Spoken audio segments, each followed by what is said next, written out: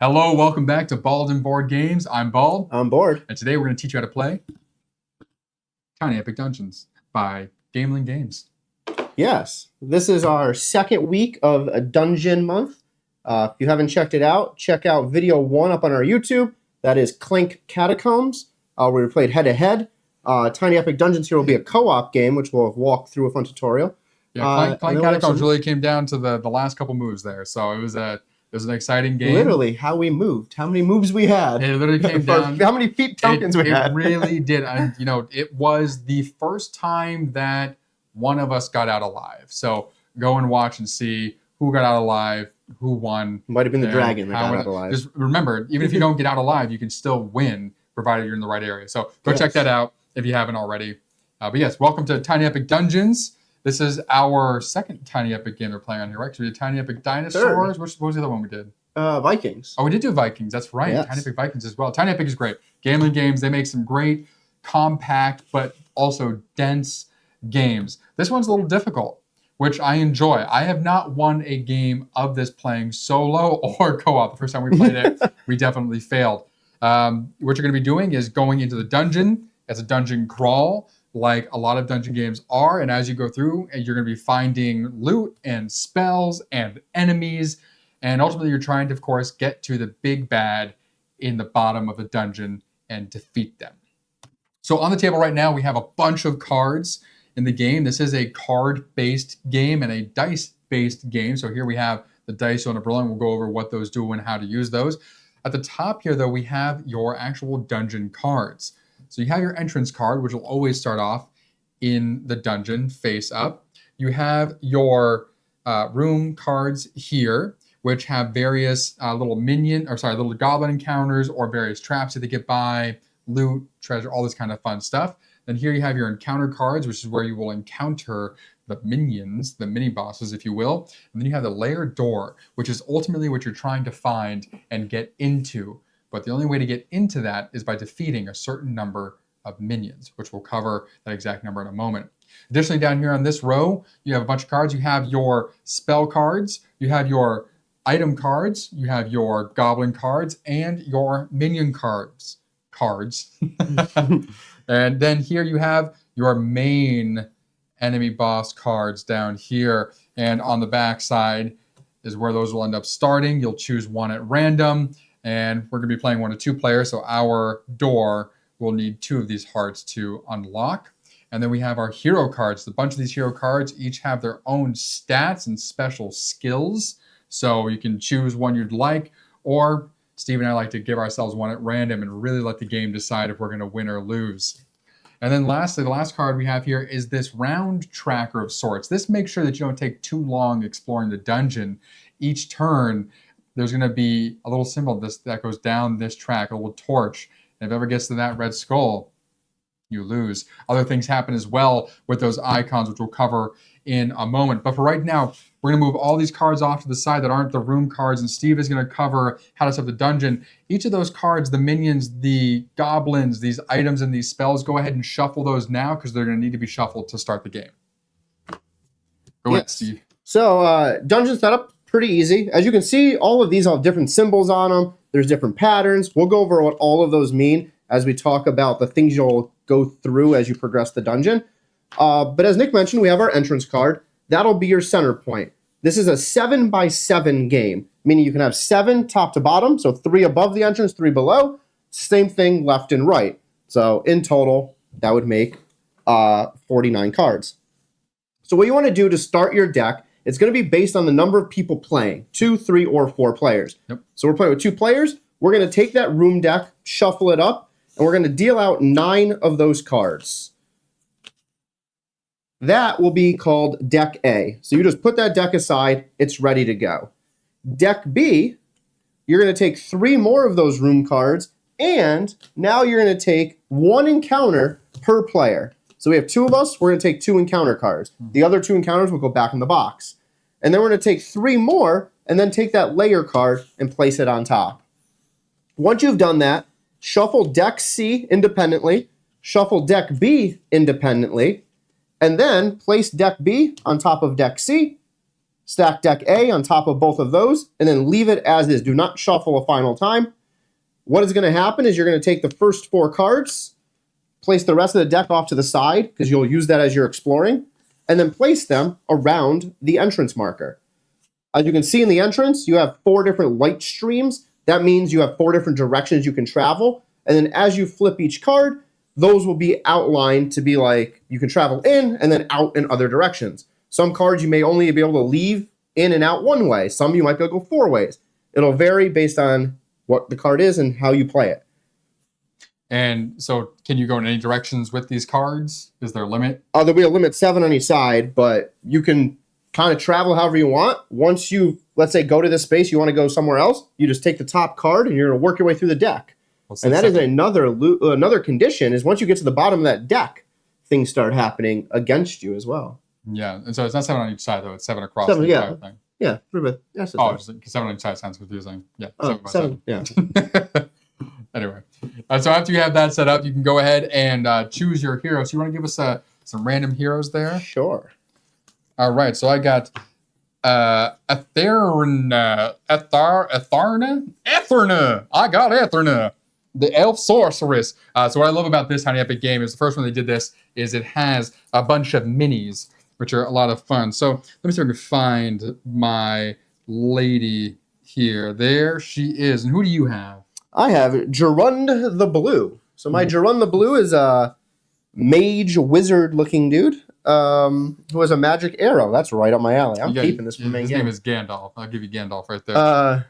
All right, so you collect your miniature. And you also have these little symbols that'll go right on the board there. Those start off right in their markers that show. So that's pretty much the top of the track here. So mine's on the 6 and the 8. And we'll explain what all these do in a moment. So you have 6. I only have 5 health. Ooh, you are not great. After that, you can go ahead and you can choose who your main boss is going to be. So we're going to do this at random. You could choose if you want to. We're going to take whatever this one is right there. Just so you know, these do come with a bunch of nice, chunky, wooden, silk-screened boss minis as well. We don't know what our boss is, so we're not going to put any of these down yet, but these are fun to have. I believe it is something you have to buy additionally. It doesn't typically come in the base game, I don't think. So because we're playing a 2-player game, if you're playing a 1-player game, it'd be the same. We will have 2 hearts that we will have to collect to put on here. So that means there are 2 minions we will have to defeat to be able to open up that layered door. So these 2 you can put next to the board for now, knowing that that's what you need, as well as you can put the little boss marker there too next to the board, which you'll need eventually. Down below the board, you can put your tracker mat here, and you have your torch token, another nice wooden token, which you're going to put on the number based on the number of players. So it has 4, 3, and 2. There's 2 of us playing, so we're going to put it right there to start. Around the outside, you can see a bunch of different colored goblin spaces. So you can go ahead and put your little gabbies on each of those spots, ready to be deployed to kill you. On the sides, I'm going to grab the minion and the goblin cards. Just going to put these off to the side here, and these bad boys will put over here. As they come out in the game, you'll end up putting them at the top here, showing what color each goblin is, and you have your 4 dice as well, ready to go. Then you have these altar pieces here, so you can see those. So first you're going to place this on the entrance space to start. The other 4 you're just going to place off to the side until you need them. As well, off to the side, you have these tokens, which means that you have completely unlocked a trap that was in the space. As well, over to the side, we have other little wooden silk screen minis for the little mini bosses that we have there. Okay. Yep. Cool. Yeah. Once you've done all of that setup we just went through, your board again will look like this. You'll have the rest of your deck ready to go, and you'll be ready to play.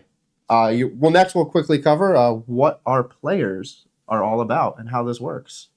All right. So now we're going to talk a little bit about, as a player, what are you doing and how are you moving through the rooms? How does being a player work? So if I zoom into my game board here with Mr. Jerome the Blue, as we mentioned, we have 8 focus. This is your little lightning bolt. I have 5 health. Each player may vary a little bit with that. On your little board... I have 6 health. That's ridiculous. On your little board, starting at the upper left, under your player name, you have a little foot symbol. That is your movement. We'll cover that in a moment on the board, but that just tells you how many spaces you can move. Next to it will be your defense level. And then there's 3 skill checks. You have like a strength, you have an agility, and you have information or intellect. Those 3 will show you how many dice you have in order to do those skill checks at the base level. You can gain more dice via different items or spells and some other things, but that's your character's base amount. Also on this, it shows you what other abilities you have. Each player's gonna be a little bit different, but for example here, I have a dagger.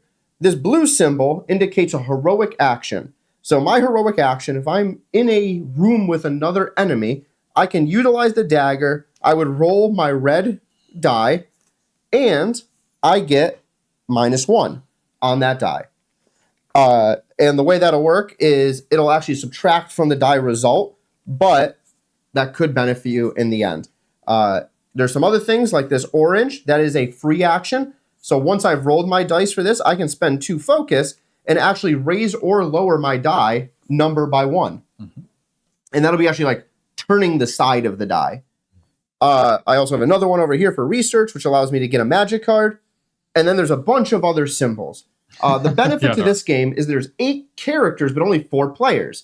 On the back of your character card, there is all of these information about all of the hero actions, how the dice work, all of the modifiers, etc. So I recommend take one of those, put it that's unused by a player, and put it right next to your player cards. Just take someone else's. I'm to use this real quick. So now you can actually see, as you're entering each room, what you can do. So we'll move on to the game board over here and actually show you if my player was moving into a room, what would happen. So if I were to move right here and start my turn action, I would flip this card. I have 2 choices. I can play it like this, or I can play it like this. In this case, it doesn't matter because the line's the same. But if there was other lines, and let's say there's only 3, I could choose the orientation. The reason for that is one of the lose conditions is actually if you run out of space to play cards and you have yet to discover the layer card, you automatically lose. There are 2 others, which is based on this board down here. If all 4 of these goblins are out, a 5th is deployed based on your cards, you auto lose because you have not defeated the goblins that are already in the game. And then as Nick mentioned earlier, that little red skull, as this torch moves around, if it ever touches, not even the turn it touch, or not, you don't get the turn it touches. As soon as it touches, game over. Dunzo. So your objective is not only to explore this dungeon, find the monsters, defeat them, and find that big boss, but also control how many monsters are out there. But back to this card here, if I were to move on to this card, I have now triggered this symbol. Again, if you look at your card, it says trigger trap. What that means is I have to do a skill check of 7. This little question mark means I can use any dice I want. So I would obviously find the skill set I have the most dice in this case is intellect. I would roll the 3 black dice, identify the different criteria, which Nick will explain in a minute, to see if I can get to that 7. You have to get equal to or above. If you fail that, you would take the fail consequence, which right here is lose 2 health. The second thing over here is a heroic action, which allows you to remove that trap. So right now, if I were to leave this square and then come back to it without removing the trap, it triggers the trap again. Mm-hmm. That'll definitely happen as we're progressing the map. So I may, if I'm strong in the red category of that strength die set, roll dice in order to remove that trap, and then you get one of these little remove trap symbols. That would just go on the card right there, and that means for not just myself, but any other player, friendly player, as it enters that square, no longer has to deal with the trap or any of these skill checks. Yes, enemies are not affected by traps. That is correct. They just run right through them somehow. Well, they probably set them up to begin with. It's their dungeon. Yeah, I don't consider goblins that smart. Yeah. So, once you've entered one room, how do you progress the rest of this map? So, in the same situation here with Steve in this trap room, whether he were to have passed or failed getting past that trap, he can continue his movement. So in trap rooms, if you fail, you suffer the consequence, which is this little X and whatever that is. So if he failed, he would have suffered 2 damage. If he succeeded, however, he will take either an item or a spell. That little dash means or, of course. And then at that point, only after resolving the trap, whether failing or succeeding, could he attempt to disarm it. Either way, if he chose not to disarm it, he can continue his movement. And an important note when it comes to movement, during movement, you can perform any number of free actions, so the little orange symbols, but if you ever stop to perform a heroic action, those blue ones, your movement ends, even if you didn't complete your movement. So if he was to continue moving this way, which, note, you can only move 2 more spaces this way. There's only ever 3 cards on each side of this entrance card. Here, again, we have 3 ways you can place this. You could do it this way, or that. I think because we have another card that could go here, I'm going to place it that way, allowing us to place 1 more card there. So when this card is pulled, this is a minion.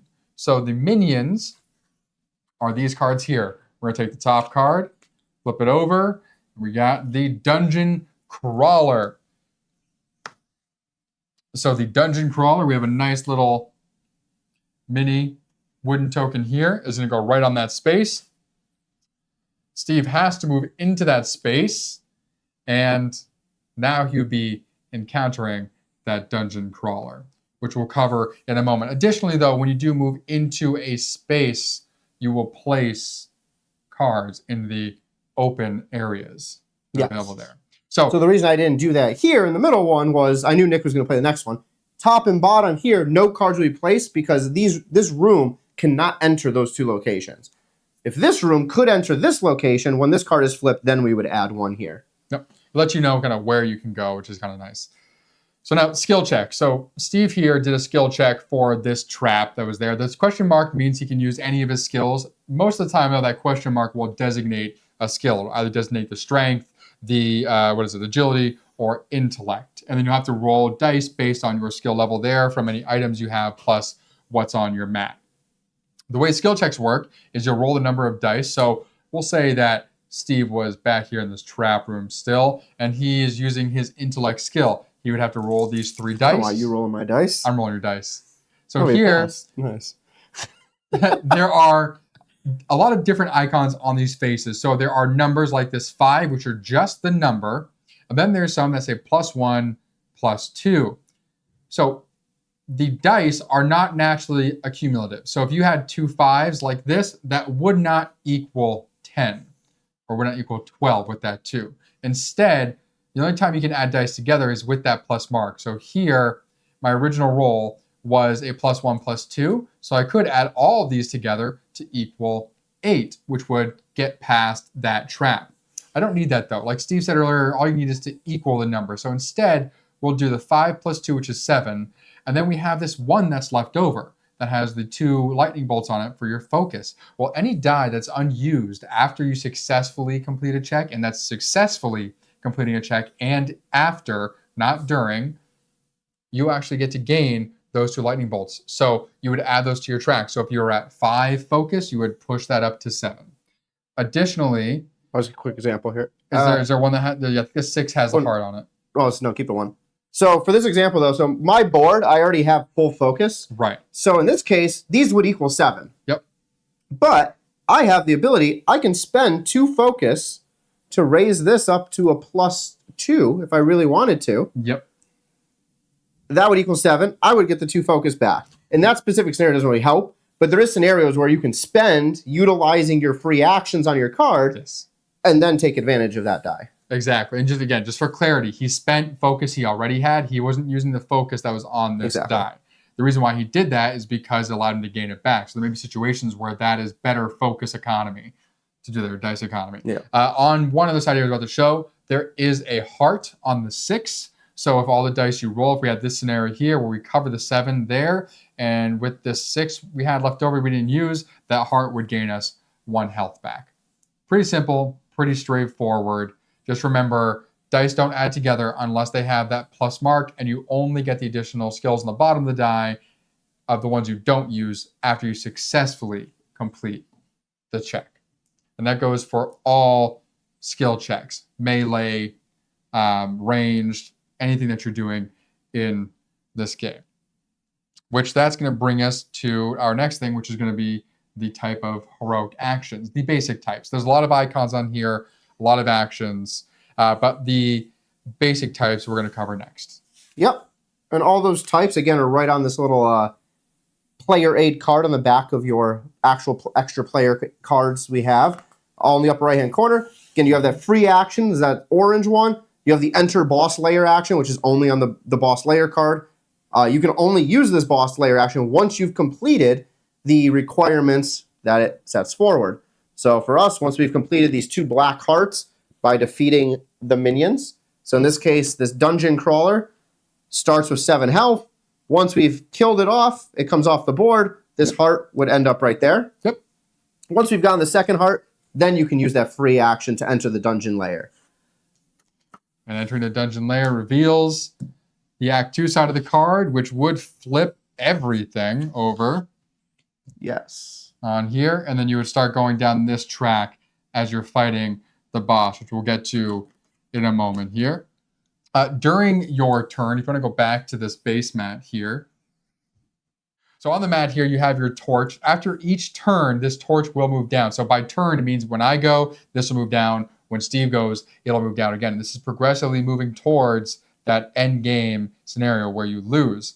Now, there are symbols on this track. So when it moves down to this little diamond symbol with the eyes, any goblin and any minion on the board are going to activate based on what's on the bottom of their card here. And again, all of these cards have a series of icons. It does go from left to right, and you can refer to what those mean on your reference card. There are some websites as well that do cover in detail what they mean if it is confusing, so feel free to look those up. But typically, it'll consist of a character moving towards the closest person to try and attack them, or to try and attack everybody.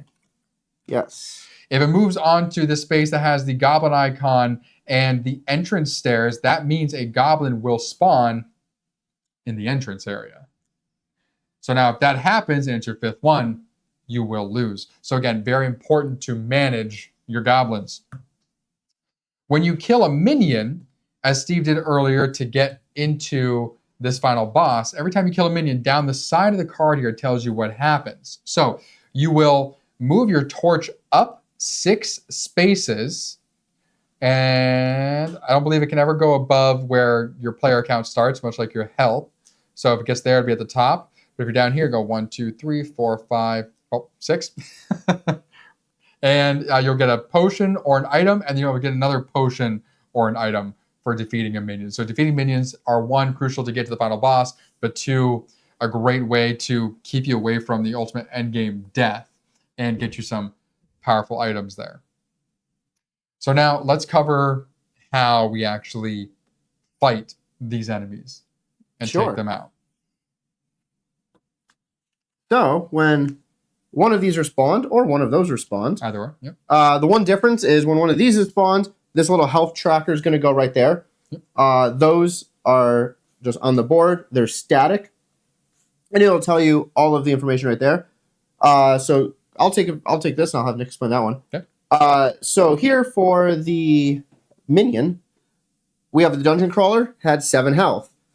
It can move 2, so that's part of when it activates. It can move that 2. The 5 is its defense.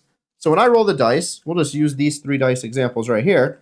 If I rolled this, I could use 5 plus 2, and then the 6 could be that heart if I needed health. If I didn't need health, I'd want to go 6 plus 2, and that's 8. So you take the defense, you subtract it from this number, that would be 3 left over. He would take 3 hits. Obviously, it's impossible to take out a minion on 1 turn, so you'd have to go again and attack a second time, and then hopefully do the same thing. Once the minion hits 0, you have officially defeated it. Unlike a goblin, which you can defeat much quicker. Yep. All right. So the goblins all have 1 hit point. So all you have to do is get above their defense of 6 whenever you attack them. Now, of course, the different attack types, melee, ranged, or missile attack, as it calls here, and spell, they all have the rules for attacking. Melee is the same room. Your missile or ranged attack is line of sight, however many rooms away that your attack lets you, and your missile one will dictate that as well, but it doesn't have to have line of sight, which is kind of nice. But whatever attack you're using, you're going to roll the dice that are allocated for your attack, so we'll say 2, and you always roll this die as well. So you've covered. So when rolling, here, I would have 4. I wouldn't have gotten past his 6, so he is going to counter attack me. So for this goblin here, it has the +1 times goblin for any type of attack, so melee, ranged, or magic. So it's going to be really based on what I use to attack it. It's going to use the same attack to attack me back. So really, they'll always be able to hit you back if you don't kill them. So because I didn't kill him, we'll say there was another goblin out here in the room as well. So it's going to be 1 + 1, there's 2 goblins out there, plus this 5. So he'd be hitting me for 7. My shield right now is 3, which means I would take 4 damage. And that one goblin would almost kill me. Yes. So not very smart going in trying to attack that with melee at all. And the reason for this setup is, so goblins are much easier to defeat versus these minions. The minions, again, do not come out until you get to that layered deck of B. So you'll have 9 rooms to set up before you get there. So part of your strategy could be to slowly reveal each room, get some of those magic and spell cards as you go from room to room and disarm traps or do the other actions. Or you could go balls to the wall and just go running through all the rooms, find that, oh man, and then try to just take it out. That's whatever works for you. That's Steve's strategy, and that's what gets us killed. I'm gonna do now. He's brought up. Now I'm gonna do it tonight. Yeah, he's definitely gonna do it tonight. Did you cover the other faces of this die here? No, I didn't cover the other. So faces. there are numbers on this red die that we have here. There's also a broken shield. So if that broken shield is rolled, if you don't kill the goblin, that means that it automatically just equals whatever your shield value is. So that +2 I had beforehand would just mean it's automatically going to hit me for 2. If you rolled the down arrow on the torch, even if you kill the enemy, that torch is going down, which is not good at all. And again, the red die only goes into effect if the enemy's not killed. Yep. So if he rolled the die and got that down arrow, but killed the goblin, no, that always happens. Oh, that specific one. But let's we'll use your shield break. So if the shield break, if he rolled that and the goblin was actually killed, he can't counterattack. So therefore, that would not actually deal yourself damage. It's only if the enemy is still alive. Oh, actually, I might be wrong about that. It looks like I always thought maybe we did this last time, so we made it harder on us. Probably. That's normal. So sorry, correction. The torch only goes into effect as well if the enemy is still alive. Yeah, I think any side of the die. It counts as a miss for the enemy. They do not hurt you at all, but that torch goes down, which is kind of worse sometimes. Yeah. True, because it could activate the other goblins in the room. Exactly. And then you could take damage from them instead of the one you just killed. Okay. So when you move down onto the little diamond, the dark face there with the red eyes, that activates an enemy attack. So enemy attacks don't use the dice like yours do. Instead, you go based on what's on the bottom of the card, and you go in order of the enemies on the board. So you have your goblins that have their 1, 2, 3, 4, and then you have your minion here as well. So what these means, like this goblin, for instance, say it's going to move its movement value, which is 3, or attack within 1 range and attack all enemies within 1 range. So it's going to prioritize movement. Now, if it can move within range, then it's going to hurt you or whoever is in that room with it by 1 heart times the number of goblins that are in the area. So really, if it enters a room with you, it automatically is going to hurt you. Like, you cannot defend against these attacks at all. Where Steve's is slightly different. It's not an or movement, it's an and. Yes. So the dungeon crawler is an and, saying it can move and attack within a 1-room sphere. And then I would automatically take 2 loss of focus and 2 loss damage. So if we look at the scenario that's on the board right now, I'm sitting right here. Number 1, his pokey goblin, is not within range 1 of me. So he has to do the move action. He would move there and move in. Because he took the move and had that slash, he would not be able to attack. He's just there. Or he does attack still. No, he doesn't. Yeah, it still attacks. It's this, then that. It's just not attacking from one room away. It's move or attack within range of 1. So if he moves into the same room as you, you still suffer that damage. Oh, okay. Yeah. So I was a little bit farther away. He wouldn't be able to attack. The dungeon crawler was already in the same room as me. So actually, we'll just go back.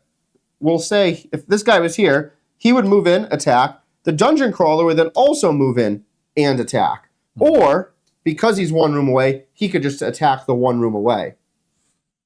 So in this case, you would not want to be where I am because you would just instantly take a bunch of damage.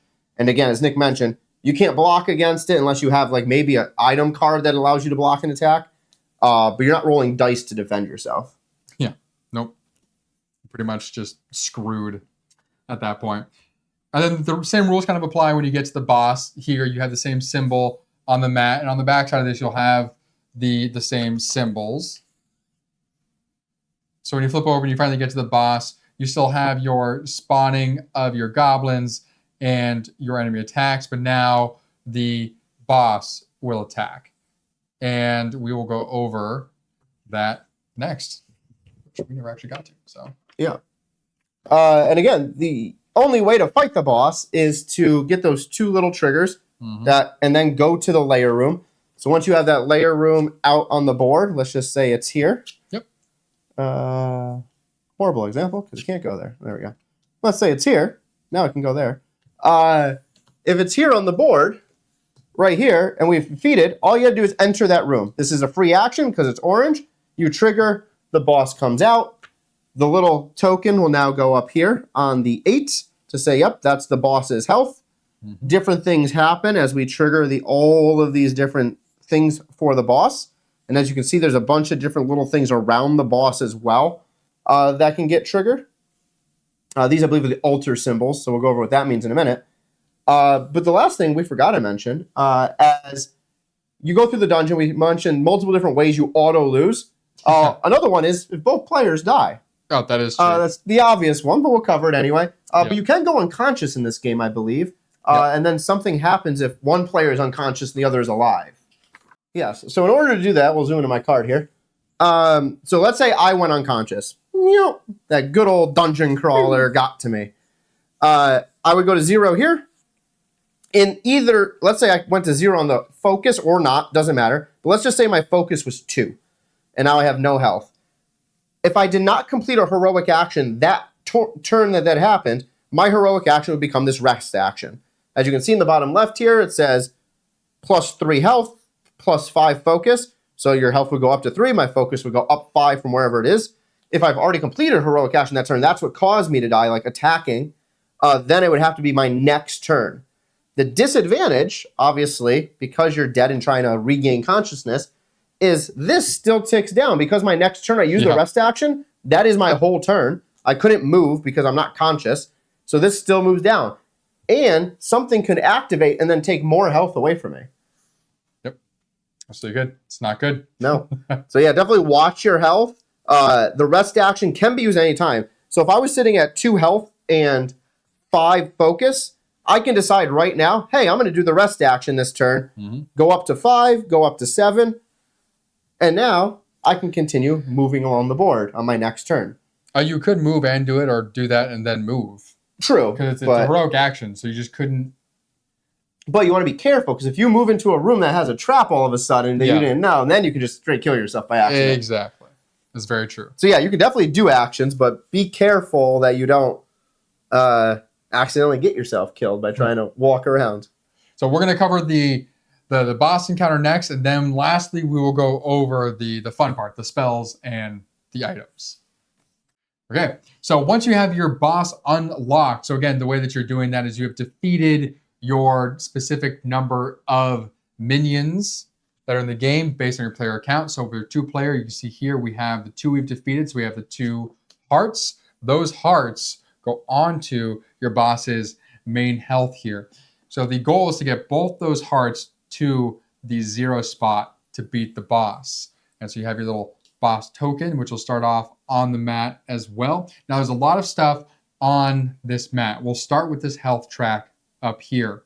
So you'll see there are these altar icons. So when you get a health point, and you have to get each of these down. So when you damage a boss, say for 3, you can go 1, 2, 3 and move 1 all the way down, or you can move 1 down 2 and the other one down 1. You can split them up or put them all on 1. Either way, when you get to this point where you're right in front of that altar health point, you cannot move on to this space until you have an altar on that section. The way to get an altar onto that section is you actually have to lure the boss out of the dungeon. So this will happen in one of 2 ways, really. One, you trigger the boss's attack where it's going to move a number of spaces towards the nearest enemy. So we'll say Steve is actually here on this altar spot at the top here, right there. He is right here, not unconscious, just like that. So we need to get the boss there so we can continue moving. So Steve could do the taunt action, which is on the bottom of the round tracker card, spending 2 focus, will taunt the boss. It'll move toward you 2 spaces. So moving from the boss card to the door counts as 1, and then 2. And then we'll say that the enemy's attack triggered. So it's going to move up to its movement value and then attack within range of 2. So actually it probably wouldn't even move here because it can just attack you right away. That's true. Because within range 2. So instead, we'll say he taunted again to move that boss into his space. When he does so, this altar token... Taunting is also a free action, so I could have just moved away and then taunted him again, and then... It's true. I would not want to be in that space. That's true. So that's a good word to know. So if he taunts the boss, and the boss was here on this space, the boss's movement is 2. So the boss would have to move through this altar space, which would cause you to collect it and put it on his board, and then he would move into this empty space there. So there, Steve avoided being attacked, but still got the boss to step on an altar. And now we can continue to hurt the boss until we get to the next altar space, which we would have to do the same thing, get the boss onto the spot to collect it. Yep.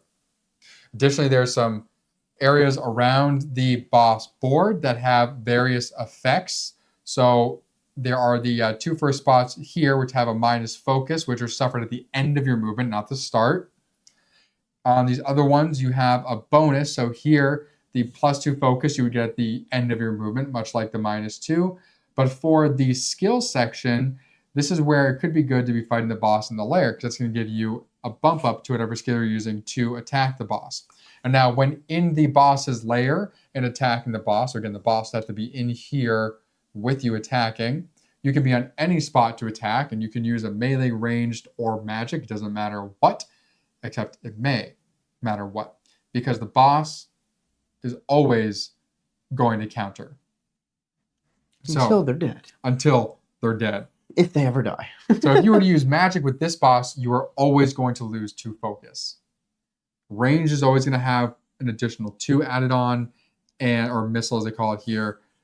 Melee is always going to have +3 added on when it attacks you. Other than that, the only difference here is when rolling that attack die, if you do roll your torch symbol, there is a specific torch effect that goes along with that. So you still move your torch down 1, and then that effect goes into play. And yes, when moving your torch down, if you cover up a goblin spot, goblins still spawn out here in the dungeon. So you have to balance trying to fight the boss and keeping the dungeon from getting overwhelmed, which sounds ridiculous. Yeah. Sounds very, very difficult. But once you get both hearts, let's say we have our altars here, all the way down to this 0 spot, you win the game. So I think the last thing we're going to cover is the fun stuff. Yeah. So the last thing, we'll zoom out to this view, is we obviously have these 2 extra decks. Actually, we'll put them right into there. There we go. We have these 2 extra decks. You have your items. You have your spells. As we mentioned before, some of these locations, if you land on it, you successfully do a skill check, you would gain one of these items. This deck would obviously be shuffled pre-game, as we mentioned before. You pick one of them up. So, for example, I got the Glove of the Panther. I would then get this item, coming to my game board, it would be put equivalently to where it should go. So here it says I can carry 2 amulet type items. I can carry 2 spells, and then there's a coat here. So if I got something that has that armor coat symbol, that card would go right here. And then there's 2 hands. So there's some symbols that have a hand that could replace this one. But in this case, it would just go off to the side because it matches that symbol there. The glove ability is this. I can get on any agility +1 on a die. It does not say I have to spend anything for that. Additionally, on ranged, depending on how many players are in the game, I would get a boost. So for ranged attacks, anytime I do a ranged attack, I would get +1 on a die roll. Again, that's not +1 on every die that you rolled. That's just one of the dice. So one of the dice you can increase by 1. So in this case, if I was doing an agility check, boom, roll my 2 dice. If I was off by just 1, that would be able to be the difference maker. As Nick throws my health around. So the next example, here's that hand. I have the claw of the panther. So for that, did you intentionally pick the panthers? Yes. Okay. For the claw of the panther, I could cover up one of my 2 things here. So research, which is a free action, I can spend 4 focus to get a spell card, or my dagger. I'm going to cover the dagger because this dagger is better. This one, similar to the glove, gives me +1 agility, but now it's on melee. The glove was all the time. This is specifically on melee, +1 on the agility rolls. Ranged, again, I have that +1. Over here, now we have the cloak of the panther, and that cloak of the panther gives me an additional benefit, which is a big one. That allows me actually to move past enemies, I believe, where I can now run and literally just leave the enemies in the dust. So I can run through a room with an enemy without triggering it. Nice. And then the final one here, longbow of the panther. Again, you can replace this one or just replace it over the top. But let's put it right here because I'm going to be a ancient wizard who happens to be part panther. Longbow of the panther. This one is one of the supersized. For agility, on ranged, I have a 4 range now. So let's quickly go back to the board. If I am sitting here in this end room, I can now reach this goblin all the way over here with my range 4. Yep. Additionally, I can spend 3 focus to attack all enemies within range 1. So going back to the board, if I was located here now, where I have 1 enemy here, 1 there, I can spend 3, boom, activate that as my ranged attack and hit both of them. So pretty gnarly. I want this longbow now in this game. Well, that's at range 1. You wouldn't hit both of them. You would hit. No, all heroes and enemies within range 1. Just like they would when they attack us. Yeah, but like range 1, not the same space, and range 1, it'd be 1 away. Oh, 1 room away. Okay, so we'll flip this example. If this was the scenario, I'm in between both of them, that would hit both of them because they're both within 1 room. I think it's still 1 room. It's still 1. It's all enemies in that room, 1 away. Oh, okay. Yeah. So if they're both there, there we go. That's the one we want. And somehow it'd fail and miss killing one. Probably. And so, like you mentioned, there are collections of these loot throughout the game, and they're notified by, like this says, of the Panther. And so you'll find that. They're also typically color-coded. These are all purple. In the bottom, like Steve was saying, that's where those additional modifiers come in. Oh, it's how many cards you have. Exactly. How many of that collection. So that's what those dots are, 2, 3, or 4. So this bottom section doesn't even apply until you have more than 1 equipment of the same kind. If you ever choose to cover up, so like say you didn't want to do that, and you said, I'm going to actually get rid of this and put this here, you don't just cover them up, you actually do discard this card. There are effects that allow other players to pick up from the discard. So sometimes you may get loot and say, you know what, I actually don't want this, and you can just choose to discard it instead of equipping it. That way somebody else can come and pick it up. Or like if I got this Claw of the Panther and said, actually, well, Steve's got 3, I'm going to discard this so he can grab that later on with one of the effects. Yep.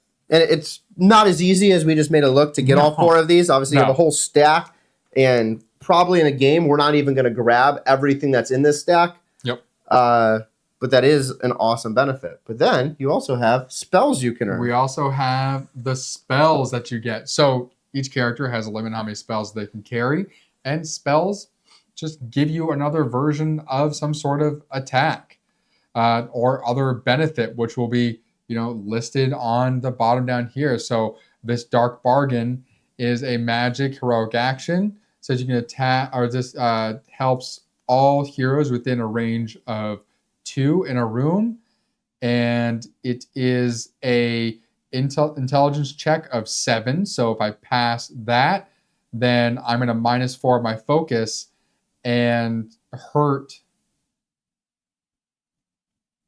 Wow, let's say No, we get max health based on how many goblins. Oh, we go up to max health? Yes. Plus, so what's plus the goblins then? Probably plus each, right? I thought it was like based on how many goblins there are. Like max. No. Plus add a goblin to the board. That's what that is. Is that adding a goblin to the board? Oh, because a Dark Bargain. I get it. We heal ourselves, and then we add a goblin to the board. Man, that's crazy. It's a pretty solid card, though. That's cool. Like, especially, as long as you're not next to the entrance, which is where the goblins come in. Yeah, that's insane. Fireball here, so you can cause 4 damage to an enemy. You have your Hot Abundance. That one's a long one. Holy Abundance, but okay. Sorry, Hot Abundance. Like Fireball, next one's hot. When it get hot in here. So, same thing. So, 4 heroes within the same room, or sorry, all heroes within a range of 4, intelligence 5, and if you're successful, you're going to heal them all 3, give them 2 focus, and then those in the same room as you will get to draw from either the item discard or the spell discard. Nice. That's solid. That's cool. All right. So a bunch of them. So that is really it. So you're going to be going through, flipping over cards to explore the dungeon, to find spells, to find items, to manage the goblins, make sure they don't get out of hand, and try to defeat those minions as well, so you can unlock the door to get to the final boss and take them down, all hopefully before both heroes go unconscious, the deck runs out, or you can't place any more cards, or the 5th goblin comes out, or time runs out. Yeah. So if you're interested in the game and you want to know how to play it and not die, come watch our video. We'll show you how to die, and then just don't do what we do. Yeah, that's most likely how it's going to go. Absolutely. So we are going to reset and jump in. Yeah. So if you are watching this the moment that it went up on YouTube, in a couple hours, our playthrough will be up. And if you want to see us do our initial playthroughs live, then join us on Twitch Thursdays at 8 p.m. Pacific Standard Time, and you can see us dive right in and do a live playthrough and see all our failings and rulebook checks and bickering back and forth, all the good stuff. Yep. Yeah. Any last words on this? No. Let's dive into this dungeon and get dead. All right.